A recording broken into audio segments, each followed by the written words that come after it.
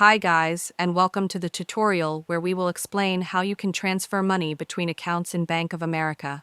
So let's jump right in. Step 1. Log into online banking. Step 2. Click on the Pay and Transfer tab. Step 3. Select Transfer between my accounts. Step 4. Select the account you will transfer money from.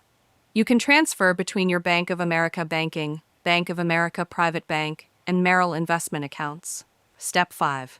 Select the account where you would like the money to be transferred to. You can transfer to your Bank of America banking, Bank of America private bank, and Merrill investment account. Step 6. Enter the amount you would like to transfer. Step 7.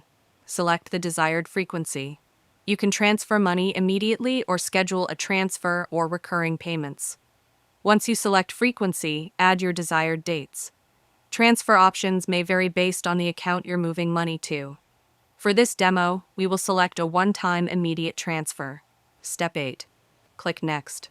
Step 9. Confirm that all of the details of your transfer are correct. Click Transfer. Note that, if you are scheduling a future or recurring transfer, you would click Schedule. Step 10.